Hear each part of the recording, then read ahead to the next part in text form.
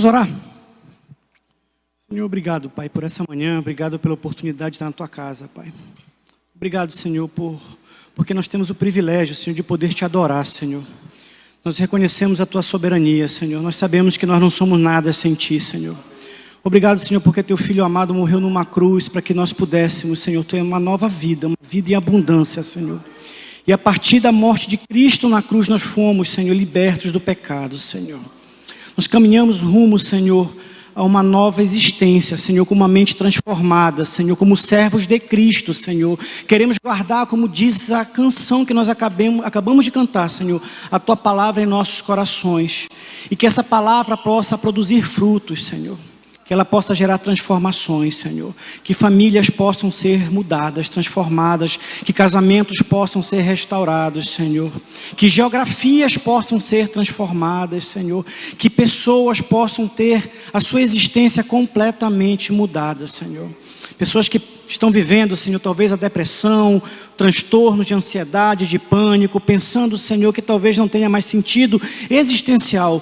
Mas o Teu Evangelho, Senhor, nos mostra que nós fomos criados especialmente por Ti com um propósito. E cada um de nós tem um propósito, Pai.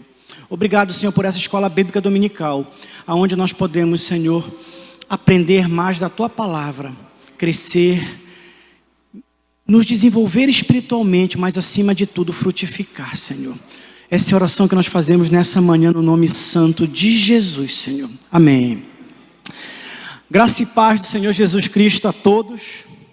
Pode sentar, querido. Você que nos acompanha nas mídias sociais, na TV aberta, nosso culto está sendo transmitido ao vivo pelo canal 16.1. Essa aqui é a Igreja Primeiro Amor, uma igreja que foi levantada aqui em Belém do Pará para anunciar o Evangelho, para pregar as boas novas, para ser bênção na sua vida. E a Escola Bíblica Dominical tem sido bênção nas nossas vidas. Nós estamos há algum tempo já estudando uma revista chamada Lições da Palavra de Deus, Família Cheia da Graça. E nós estamos chegando hoje à nossa 12ª lição. E eu particularmente fico muito feliz de ver que o eixo de educação desta igreja, do Instituto Aviva, tem selecionado materiais realmente muito legais. Então, aqueles que estão acompanhando a leitura, não basta você vir aqui para o domingo na Escola Bíblica Dominical, mas é importante que você, durante a semana, reflita na lição. Aqui tem uma série de ensinamentos, tudo que nós vamos falar aqui está na lição, e tem uma série de versículos bíblicos para você fazer também o seu devocional diário ao longo da semana. A lição de hoje, eu diria que talvez... Todas são importantes, mas a lição de hoje é muito especial. Ela é uma palavra aos solteiros. Se você ainda não teve a oportunidade, você que está nos acompanhando pelas mídias sociais, ou você que está visitando a nossa igreja hoje, de ver as lições anteriores, é só entrar no canal da Igreja Primeiro Amor, que você vai ter todas as lições anteriores. Vale a pena fazer um intensivão, vale a pena revisitar todas as ministrações. E nós tivemos ministrações, por exemplo, casamento, o lugar onde tudo começa, ideologia de gênero e desconstrução da família, somos uma só carne e agora, os cônjuges e as suas responsabilidades, os cônjuges e o poder da comunicação, as exigências do amor, pais curados, filhos sadios, o divórcio e a quebra de aliança, os cônjuges e a vida financeira, os cônjuges e a sexualidade. Semana passada nós tivemos os exemplos bíblicos de família e na última lição, semana que vem nós vamos falar sobre, existe filho predileto? É uma pergunta, né? Aqueles que são pais, existe filho predileto? E nós já estamos aí aguardando ansiosamente já a próxima revista. E eu recebi já um spoiler aí do professor Max, me mandou aí já a próxima revista, e realmente é uma revista extremamente interessante, fantástica, mas vou deixar vocês curiosos. Hoje a nossa palavra é sobre exatamente uma orientação aos solteiros. Aos solteiros. Nós temos falado muito de casamento. E nossas palavras e nossas ministrações, em geral, são direcionadas a quem já está casado. É muito interessante quando um solteiro vem e assiste, porque já vai se preparando. Já vai adquirindo conhecimento, experiência com os outros. E quando casar, certamente já vai estar preparado para enfrentar os desafios de uma vida de casado. Aliás, casar não é fácil. Não é fácil.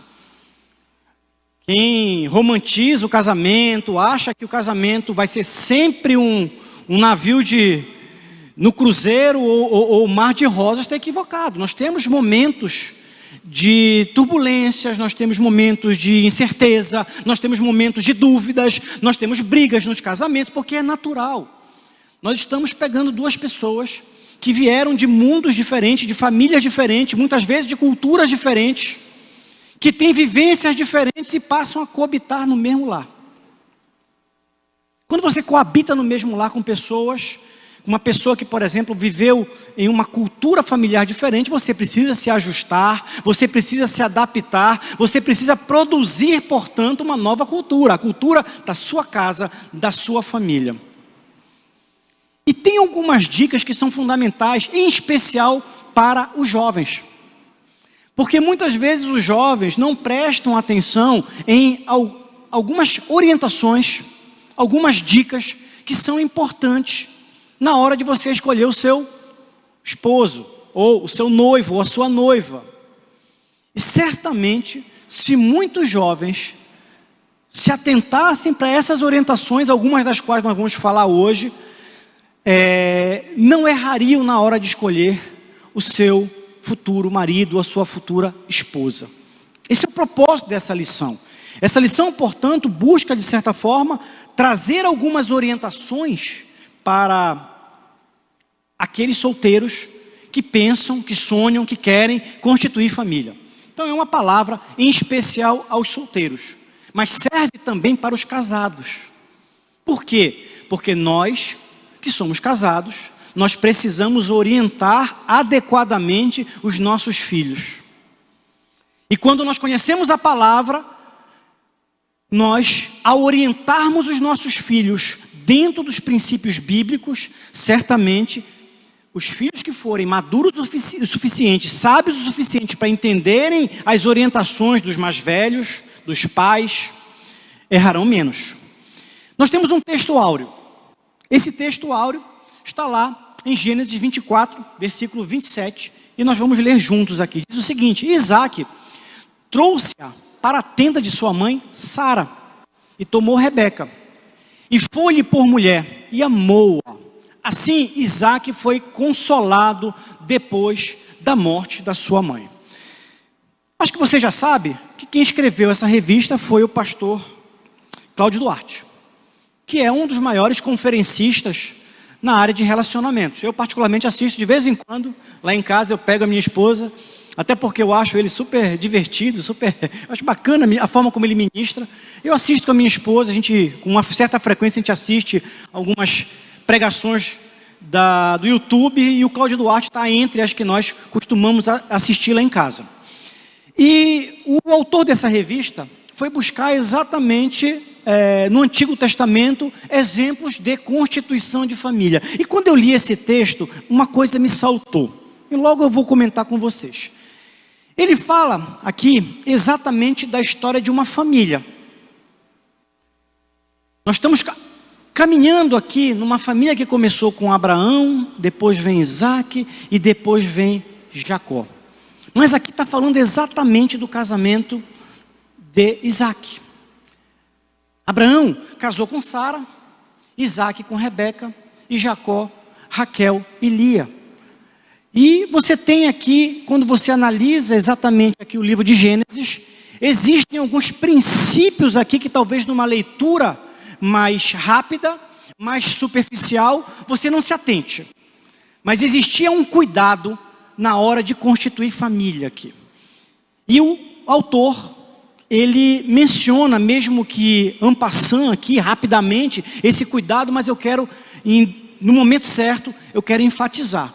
Mas para isso é preciso você entender um pouco o contexto dessa história que ele narra no início.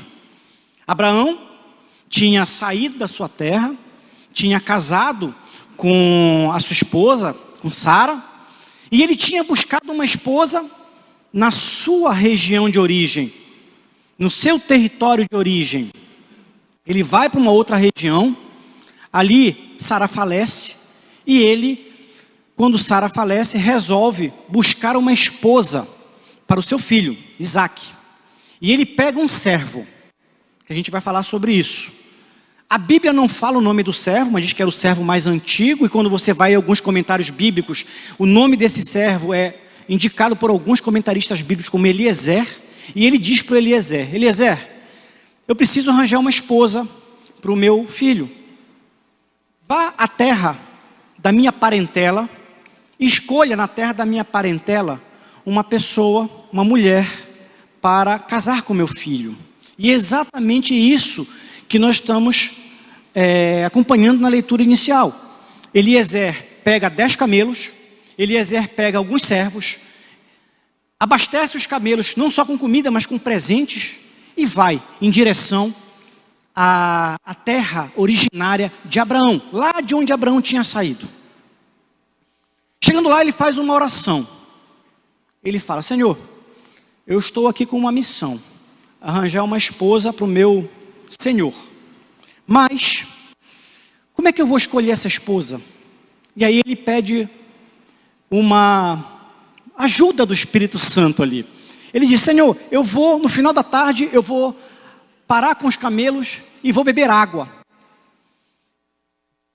A mulher que vier com uma jarra de água, e se ela também der água para os meus camelos, essa é a mulher que tu estás indicando para ser a esposa do filho do meu servo, do meu senhor. E assim foi feito. No final da tarde, ele desce os camelos descem, e eis que vem quem? Quem vem andando com uma jarra de água na mão? Rebeca, e ele pede uma água para Rebeca, Rebeca dá água e diz o seguinte: olha, eu não somente vou dar água para você, mas eu também vou dar água para os seus camelos. Naquele momento a Bíblia diz que Eliezer se ajoelhou e deu glória a Deus. Louvou o Senhor, porque o Senhor lhe deu a direção, a resposta. E muitos de nós, aqui tem uma primeira lição, muitos de nós não buscamos orientação no Senhor. Quando nós vamos tomar decisões, inclusive na hora do casamento, nós não buscamos orientação do Senhor. E é a partir daqui que segue exatamente a história. Quando após Eliezer dar glória a Deus, louvar ao Senhor, agradecer ao Senhor, Eliezer pede para Rebeca: Rebeca, me leve na casa dos seus familiares. E ele chegou na casa dos familiares e contou toda a história. Eu sou servo de Abraão, e meu Senhor me mandou aqui com uma missão. Eu preciso encontrar uma esposa para o filho do meu Senhor, Isaque. Adivinha de quem Rebeca era neta? Rebeca era neta do irmão de Abraão. Coincidência? Ele foi bater exatamente na família do Abraão. Ela era neta de Naor. Chegando lá, ele contou a história. Estava lá Labão, que era irmão da Rebeca. Estava lá os servos e ele contou toda a história. E Labão ficou impressionado. Fez lá uma recepção, preparou comida e disse para o Eliezer comer, e Eliezer disse: não, eu não vou comer enquanto eu não tratar do que eu vim tratar aqui. E é exatamente a partir daqui que começa exatamente essa história. Ele explicou tudo e ele disse: eu só saio daqui com uma resposta positiva. Se vocês me disserem não, eu estou liberado do meu pedido, eu posso ir para qualquer lugar. Mas se vocês me disserem sim, eu tenho que levar a futura esposa de Isaque para a casa do meu senhor Abraão. E naquele momento, Labão e a sua mãe estavam presentes, chamaram Rebeca e fizeram uma pergunta. Versículo 28, Gênesis 24, 58 em diante. E chamaram Rebeca e disseram: irás com este varão? Ela respondeu: irei. Aqui tem uma primeira coisa interessante. Porque naquele momento não era costume que as pessoas escolhessem os seus maridos aleatoriamente. Normalmente os noivos eles eram prometidos pelas suas famílias. Aliás, esse costume acabou passando para Novo Testamento, por exemplo, você pega a história de José e Maria, eles haviam sido prometidos. Esse costume adentrou toda a era cristã, por exemplo, você pegar a Idade Média, ou até mais recente, há 100 anos atrás, ou até menos, havia um costume, às vezes, das famílias prometerem os filhos. Mas aqui tem uma primeira questão que nos chama a atenção. A mãe da Rebeca e o Labão, e aqui eu deduzo que o pai já tinha falecido, perguntam se Rebeca queria ir. Tu irás com este varão? Queres ir, Rebeca, com este varão? E ela disse, eu irei. Ela teve, portanto, liberdade de escolha. Eu irei. Continuando. Então, despediram Rebeca, sua irmã, a sua ama, o servo de Abraão, Eliezer, e os seus varões. Abençoaram Rebeca e disseram, ó nossa irmã, seja tu em milhares de milhares, e que a tua semente possua a porta dos seus aborrecedores, ou dos seus inimigos. Rebeca se levantou com as suas moças, portanto, ela era de uma família, portanto, de posses. Ela tinha servas, levantou com as moças, subiram sobre os camelos e seguiram o varão, seguiram Eliezer. E tomou aquele servo a Rebeca e partiu. E aqui tem uma coisa que daria perfeitamente para ser narrado naqueles filmes românticos que a gente assiste de vez em quando, né? Aí vem exatamente a caravana chegando nas terras de Abraão. Ora, Isaac vinha do caminho do poço de Lai-Roi, porque habitava a terra do sul. Isaac saíra a orar no campo. Atenção, olha só, Isaac foi orar. Isaac estava orando naquele momento. Quem sabe Isaac não estava orando exatamente para que o Senhor apresentasse a esposa dele e atendesse o pedido do pai dele para que ele se casasse com uma serva de Deus, alguém que fosse lhe abençoar. Sobre a tarde, e levantou os olhos e olhou, e eis que os camelos vinham. Então Isaac olhou nos campos e estava lá vindo a caravana lá com os camelos. E quem que estava em cima de um dos camelos? Rebeca. Rebeca também levantou os olhos e viu Isaac. E ela desceu do camelo, lançou-se do camelo e disse ao servo, perguntou para Eliezer, quem é aquele varão que vem pelo campo ao nosso encontro? Provavelmente aquele varão chamou a atenção da Rebeca. Rebeca viu um homem bonito, um homem que lhe chamou a atenção. E o servo disse, este é o meu senhor. Então ela pegou o véu, se cobriu. E o servo contou a Isaac todas as coisas que fizera. A sequência da leitura, depois você pode pesquisar na sua casa. Exatamente, Isaac toma Rebeca por mulher. E a partir dali ele é consolado pela morte da sua mãe, Sara. Bom, a partir desse texto, é importante que nós façamos algumas reflexões. Como é que nós podemos trazer esse texto para os dias atuais? Quais são os dias atuais que nós vivemos hoje? Primeiro, nós estamos vivendo uma sociedade que nós chamamos de sociedade pós-moderna.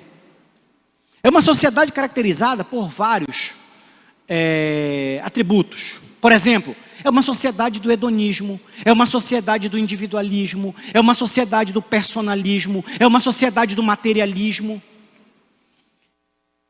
É a sociedade do eu e das coisas. Família atualmente virou coisa démodé, ultrapassada.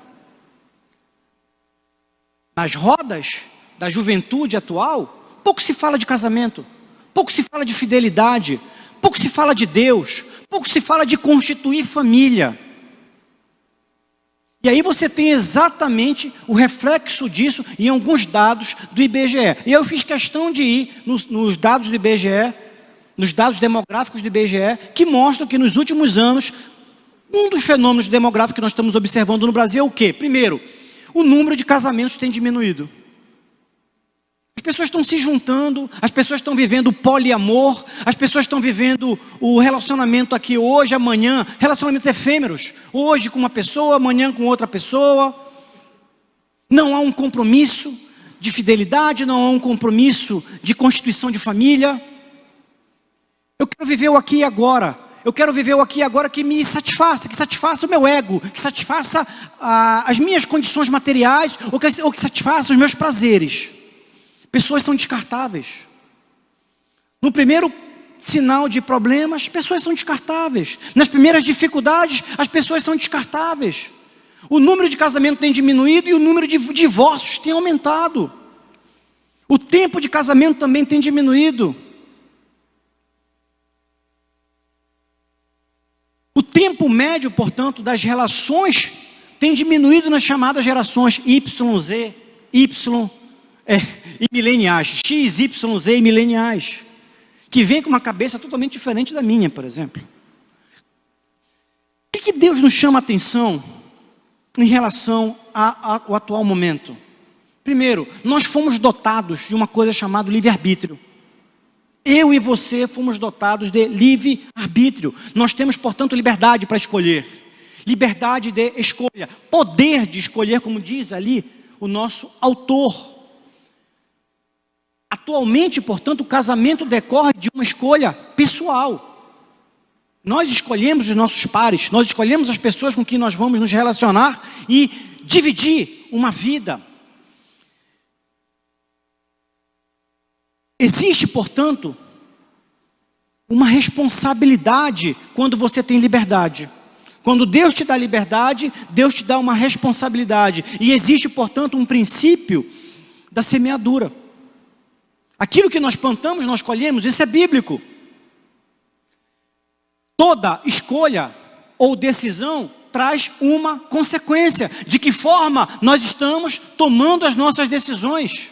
O futuro é quase sempre resultado daquilo que o indivíduo faz no presente.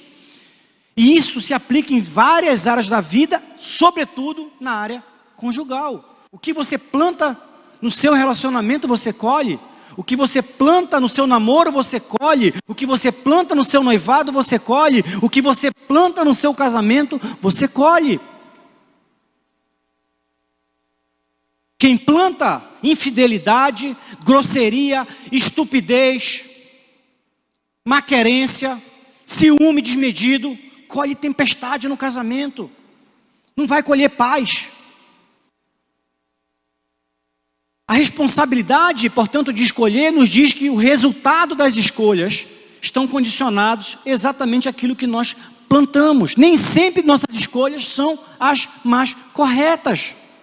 Pois o quê? A imperfeição faz parte do ser humano. E aqui tem uma coisa interessante. Quando você pega a atual geração, existe no subconsciente, ou naquilo que nós chamamos de cosmovisão, uma filosofia, que não é uma filosofia bíblica. Qual é essa filosofia que não é uma filosofia bíblica? Primeiro, é o fatalismo. Aconteceu porque tinha que acontecer. Ou a astrologia. Estava escrito nas estrelas. Não tem coisa que mais me arrepia é de ver um jovem cristão lendo horóscopo. Ou alguém, um jovem cristão, consultando a astrologia para saber se a data de nascimento da sua noiva combina com a sua data de nascimento de acordo com os astros. Isso não é bíblico. Ou genética. É que eu costumo dizer que é a síndrome me fugiu o nome da pessoa. Eu nasci assim, eu cresci assim. Gabriela, é a síndrome da Gabriela. Eu sou assim, eu nasci assim. Quantas vezes a gente vê pessoas na igreja dizendo: eu nasci assim, eu cresci assim, eu vou ser sempre assim. É a síndrome da Gabriela, a pessoa não quer mudar. Ou a predestinação. Aconteceu porque é vontade de Deus. Nós nos separamos porque era da vontade de Deus. São filosofias contemporâneas que têm habitado a mente dos jovens que estão inclusive na igreja. E não somente dos jovens. Até nós que somos um pouco mais experientes. Muitas vezes nós encontramos pessoas que vêm com conceitos que não são bíblicos. Bom, de acordo com o nosso comentarista, ele vai dizer o seguinte: olha, existe, portanto, a necessidade de você ter boas escolhas. Para você ter boas escolhas, você precisa trazer para suas escolhas algumas questões importantes. Primeira questão, a vontade de Deus. Então ali, o cristão precisa sempre orar ao Senhor antes de tomar uma decisão importante. Antes de escolher, antes de começar um namoro, a pessoa deveria orar. Durante o namoro, permanece em oração. para ver se o Espírito Santo testifica. Noivou, intensifica a oração, porque depois que casa, meu irmão, não tem mais jeito. Não tem mais jeito. Razão.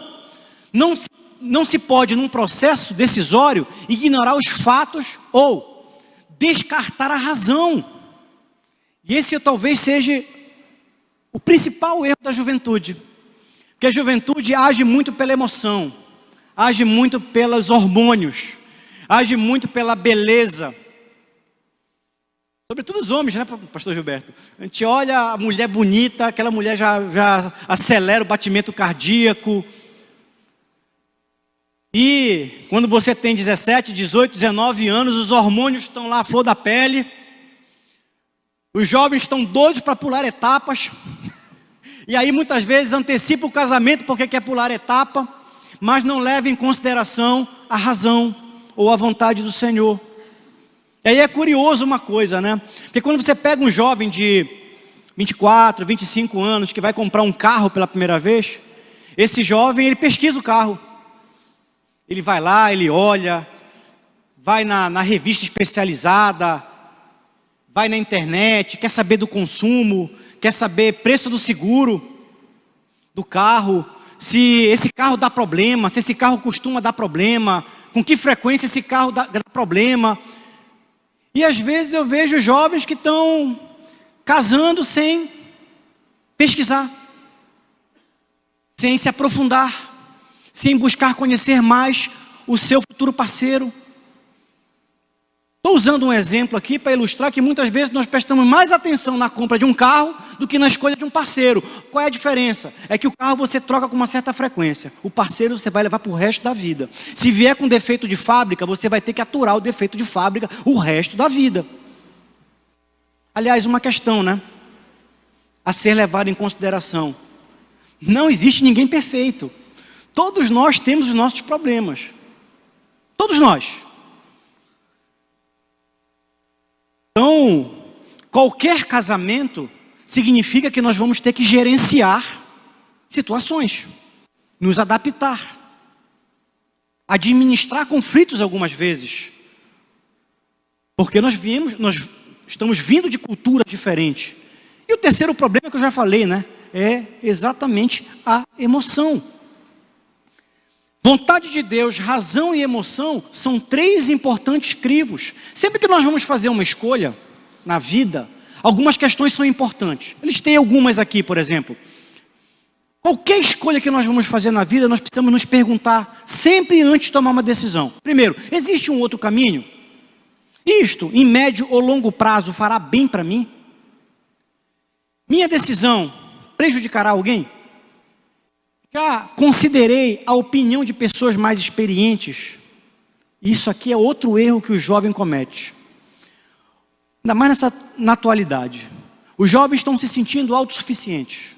Não querem mais ouvir conselho dos mais idosos, dos mais experientes.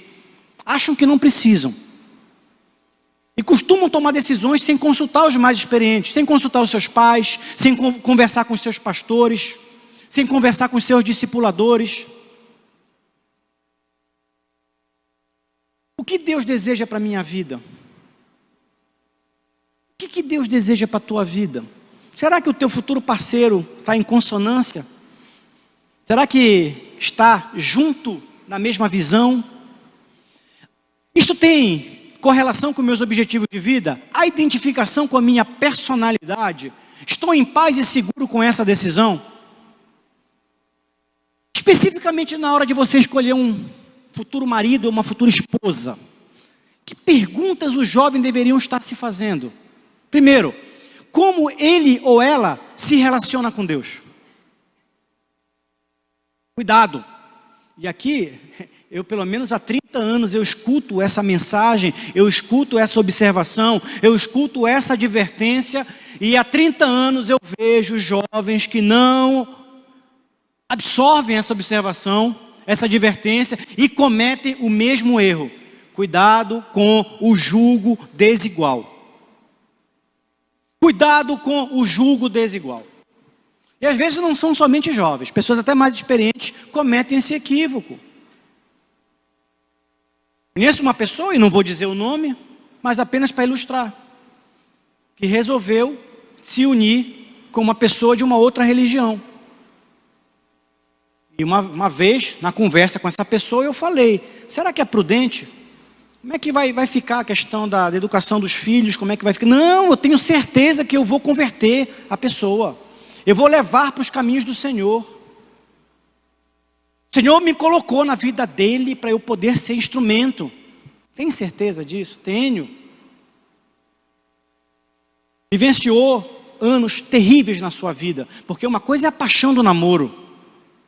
E é preciso tomar cuidado com a paixão do namoro, porque muitas vezes, na paixão do namoro, ou nós não percebemos algumas coisas que são importantes, ou na paixão do namoro, há a dissimulação. Porque eu quero agradar. Eu quero agradar. E muitas vezes, para agradar, eu deixo de fazer o que eu normalmente faria. Mas depois que passa a paixão, o verdadeiro temperamento aparece, o verdadeiro caráter aparece. E eu vou falar uma coisa para os mais jovens. Não tenho outra forma de eu dizer isso, eu vou dizer isso. Tesão passa. Atração sexual passa. Tesão e atração sexual não segura relacionamento e não segura casamento. O que segura casamento, o que mantém um casamento é cumplicidade, é amizade, é parceria. Não basta estar somente no beijo e abraço pegando fogo se você não tem cumplicidade, se você não gosta das mesmas coisas, se você não serve o mesmo Deus.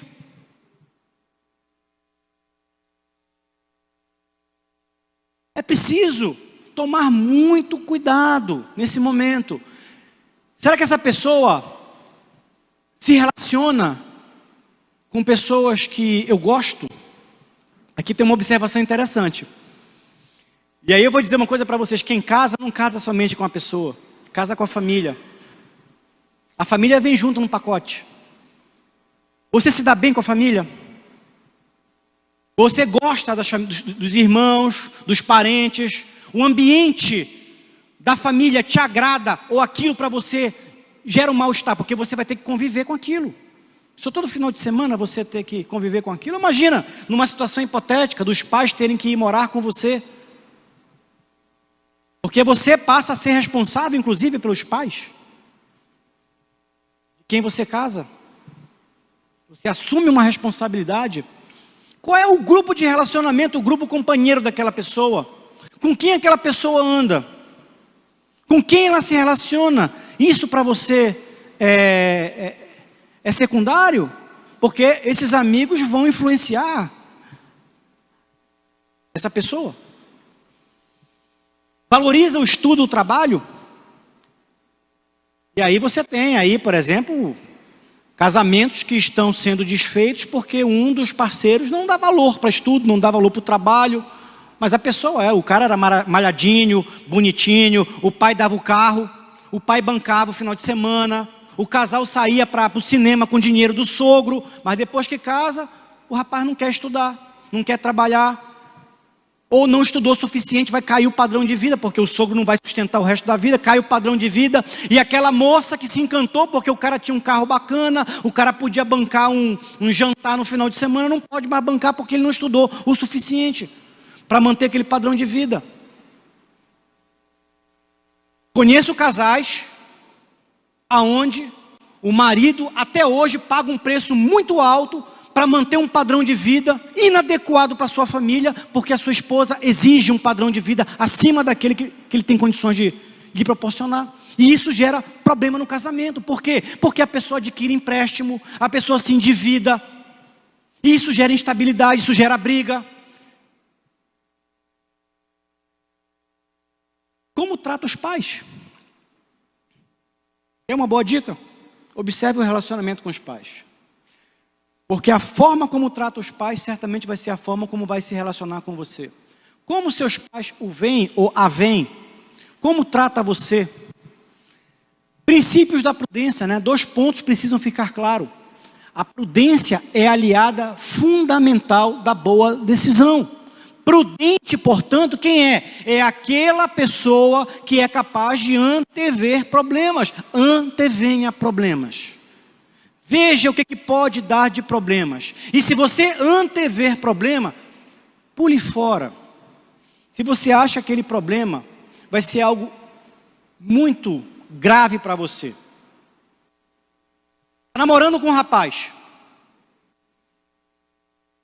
Na primeira briga o rapaz ameaça bater. Vai bater quando casar. E aí você toma uma decisão. Você vai se submeter à violência doméstica ou você vai entender naquele momento, não, ele não é uma pessoa que vai me respeitar adequadamente. Ou você está namorando com uma menina. E a menina namorando com você mantém proximidades ou conversas com outros meninos. Será que essa pessoa casada vai lhe respeitar como marido? Antevenha problemas. Ciúmes exagerados. Quantas pessoas estão num lar de opressão, onde um dos parceiros é extremamente ciumento? Isso não aparece do dia para a noite. No namoro isso já aparece. Aí eu peguei exatamente o que está colocado pelo nosso comentarista aqui da revista. Em função de ter adquirido conhecimento de causa, a pessoa dotada de tal virtude, portanto o princípio da prudência, não age motivada apenas por questões circunstanciais. Tampouco se deixa conduzir por emoções fugazes. Ao contrário, o prudente consegue vislumbrar os desdobramentos dos seus atos, agindo sem afobação. E ele continua, antes de decidir, portanto, analise, avalie, ouça e somente então decida. Decida. O amanhã pertence a Deus. Nosso comentarista afirma, há um grande desafio posto diante dos jovens nesses dias. Vencer o medo de tomar as rédeas da própria vida, a fim de experimentar as alegrias do sofrer a dois. Por que ele coloca a alegria do sofrer a dois? Porque casamento não é sempre um mar de rosas. Casamento não é sempre alegria. Mas eu vou falar uma coisa para vocês. A vida de casado, quando você é bem casado, é muito melhor do que a vida de solteiro. Vou repetir. Eu quero ver o sorriso da Carolina. A vida de casado, quando você é bem casado, é muito melhor do que a vida de solteiro. Até que enfim alguém deu um glória a Deus aqui, deu um amém aqui. Eu estava até achando que não tinha ninguém casado aqui, eu não estava bem casado aqui. Espera aí, vamos tentar de novo. A vida de casado, quando você é bem casado, é muito melhor do que a vida de solteiro. Metade da igreja. Mas é legal isso nós estamos falando porque quando você tem uma vida de solteiro, e aí é interessante os jovens entenderem uma coisa. A tua energia com o tempo vai passar. A tua vontade de fazer coisas vai passar. Você vai naturalmente ter uma vida mais pacata. E naturalmente com o tempo você vai querer uma companheira ou um companheiro para dividir a tua vida. E o que é melhor do que você já ter uma pessoa que te conhece, com as tuas virtudes e os teus defeitos, que te ama, que te entende, que te compreende, que te atura. Que te atura. Eu fico imaginando, por exemplo, eu tenho pessoas que eu conheço que são solteiras, da minha idade, e que uma semana estão com uma semana estão com outra, e assim vão levando. Eu fico pensando como é que essa pessoa consegue encontrar paz. Porque o que é melhor do que você estar numa vida a dois, assistir um filme, assistir uma ministração, ouvir um louvor. Eu vi muita gente entrando em desespero na época da pandemia. Eu digo para você, foi uma das melhores épocas da minha vida. Porque eu pude ficar em casa com a minha esposa e meus filhos e a gente tinha ali o prazer de estar juntos. Já contei aqui, de noite a Carolina cozinhava, fazia uma coisa, a gente sentava para ver Jesus, depois a gente via Apocalipse, ficava ali conversando. Era gostoso, era agradável, havia paz, havia harmonia. Mas tem gente que na pandemia teve que ficar em casa e aí que se encontrou com seu marido, com a sua esposa. Teve que descobrir quem era o marido e a esposa na pandemia. E aí tomou um susto, você mora aqui? Pessoas que estão dividindo casa, mas não estão dividindo vidas. Não basta dividir casa, tem que dividir vida, sonhos, projetos, angústias, tristezas, aflições. Na quinta-feira à noite nós tivemos um testemunho aqui, muito bacana, eu estava sentado ali ouvindo, e aí a irmã contou, e eu achei muito bacana. Quer entender o que é casamento? Aquele testemunho diz o que é casamento. Aquele casal diz que é casamento.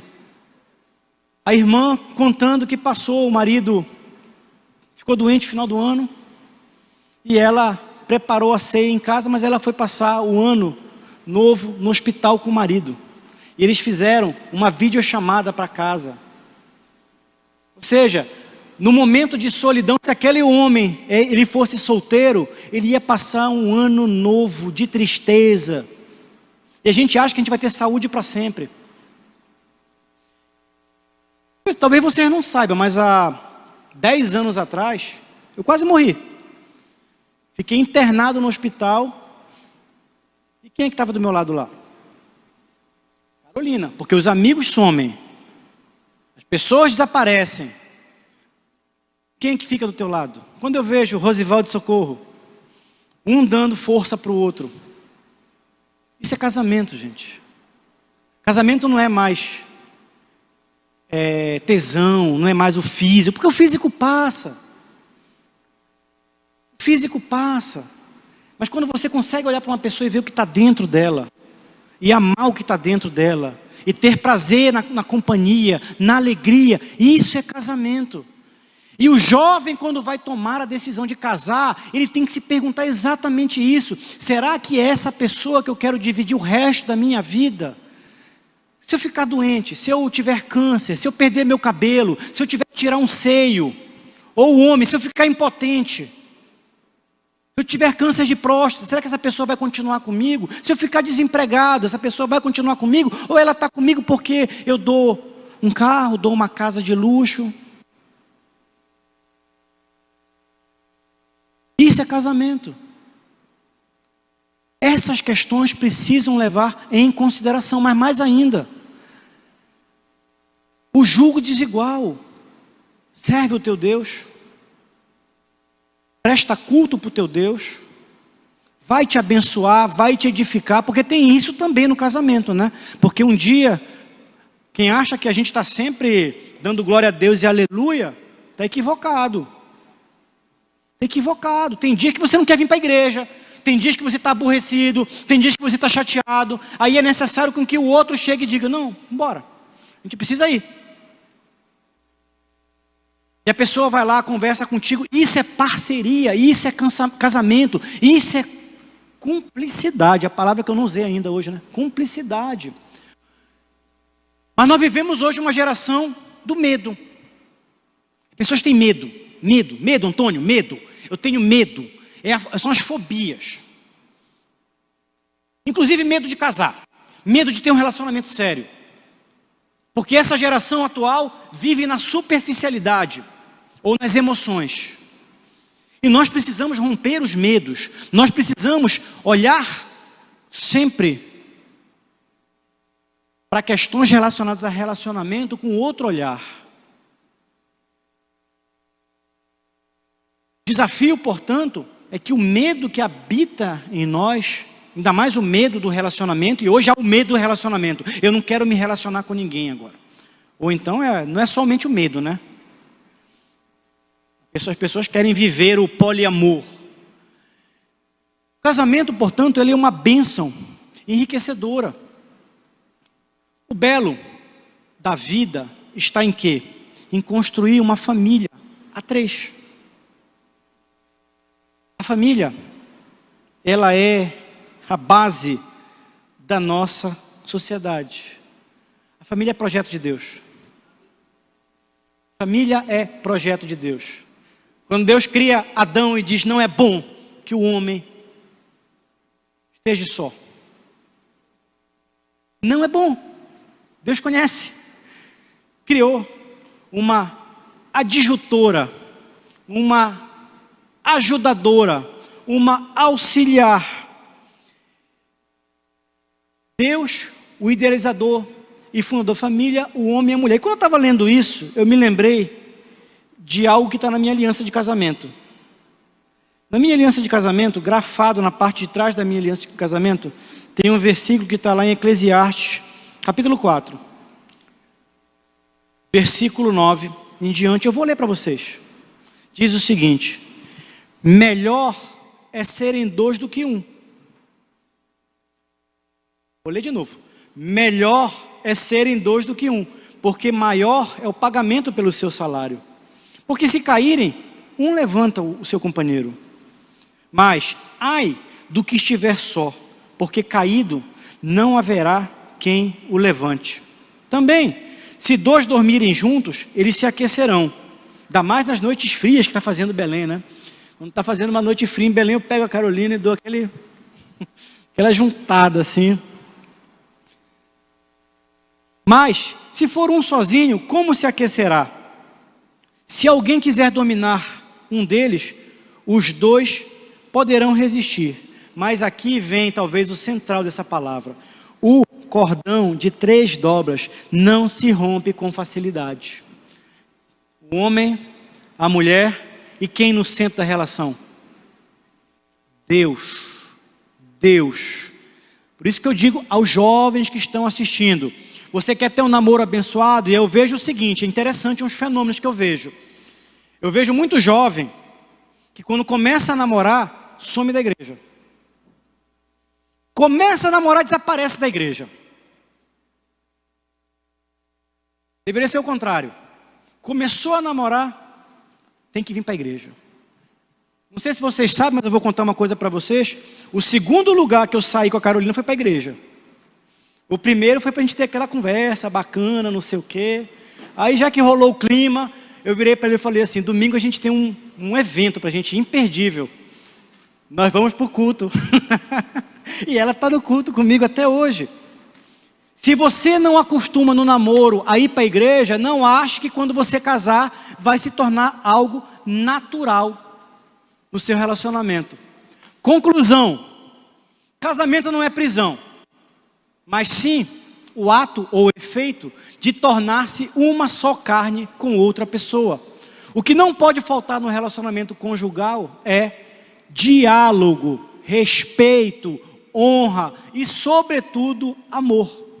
Pois as demais coisas certamente serão acrescentadas por Deus. Que essa palavra não fique somente na mente ou no coração, mas que vire atitude, sobretudo para os solteiros. Que Deus abençoe a todos tremendamente.